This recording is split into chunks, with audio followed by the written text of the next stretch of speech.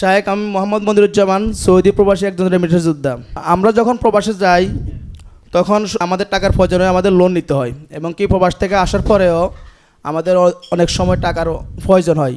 ওই সময় আমরা দেখা গেছে যে প্রবাসী ব্যাংকের দ্বারস্থ হয়। প্রবাসী ব্যাংক আমাদেরকে সামান্য টাকা লোন দেয়, তার বিনিময়ে ওনারা সুদ নিয়ে নেয়।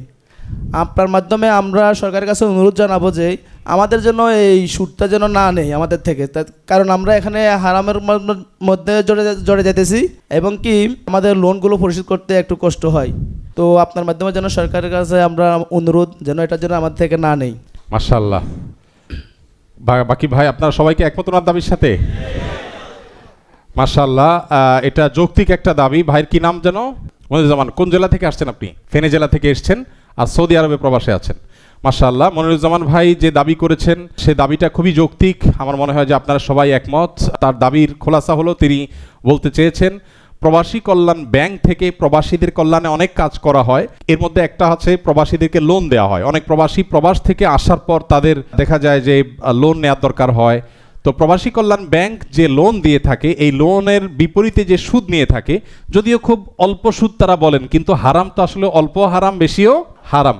আর দ্বিতীয় কথা হলো যে প্রবাসী একজন রেমিটেন্স যোদ্ধা যিনি দেশের অর্থনীতির চাকাকে সচল করবার জন্য এত পরিশ্রম করলেন, এত অবদান রাখলেন, সেই লোকটার অন্তত লোন নেওয়ার ক্ষেত্রে সরকার সে বিপদে পড়লে লোন নিলে সরকারের এই প্রবাসী কল্যাণ মন্ত্রণালয় থেকে পরিচালিত প্রবাসী কল্যাণ ব্যাংক থেকে যেটুকু সুদ আছে এটা মওকুফ করে সুদমুক্ত লোন যদি দেওয়া হয় তাহলে প্রবাসীদের সুবিধা হয়। এটাই তো আপনাদের দাবি। আচ্ছা, ইনশাআল্লাহ আপনাদের মাধ্যমে আমরা চেষ্টা করব সরকারের সংশ্লিষ্ট মহলের কাছে দাবিটা পৌঁছে দেওয়ার। আমি গণমাধ্যম কর্মী মিডিয়ার ভাইদের কাছে অনুরোধ করব যে এই দাবিটা যেন তারা পৌঁছে দেয়। আজকের এই রেমিটেন্স যোদ্ধাদের গাইডলাইন কর্মশালা থেকে আমাদের সবাই আপনারা একমত না? মনিরুজ্জামান ভাইয়ের দাবির সাথে সবাই একমত। আপনাদের দাবি আমি প্রতিশ্রুতি দিচ্ছি, আমি তো আর সিদ্ধান্ত নেওয়ার মালিক না, সিদ্ধান্ত তো আসলে সরকার নেবে। আমি সরকারের সংশ্লিষ্ট কর্তৃপক্ষের কাছে ইনশাআল্লাহ পৌঁছে দিব আপনাদের দাবি। আমি আশা করি যে বর্তমান ইন্টারিম গভর্নমেন্ট তত্ত্বাবধায়ক সরকার ইনশাআল্লাহ তারা সর্বোচ্চ চেষ্টা করবে। আমি উপদেষ্টা মহোদয়, প্রবাসী কল্যাণ মন্ত্রণালয়ের উপদেষ্টা মহোদয়, তার কাছে আমি পৌঁছে দেওয়ার চেষ্টা করবো ইনশাআল্লাহ। আমি যদিও ইতিমধ্যে আপনাদেরকে জানিয়ে রাখি, আমি ওনাকে বলেছিলাম যে প্রবাসী কল্যাণ ব্যাংক থেকে সুদমুক্ত লোনের ব্যবস্থা করা হোক প্রবাসীদের জন্য। সেটা হতে পারে ইসলামিক উইং খোলার মাধ্যমে।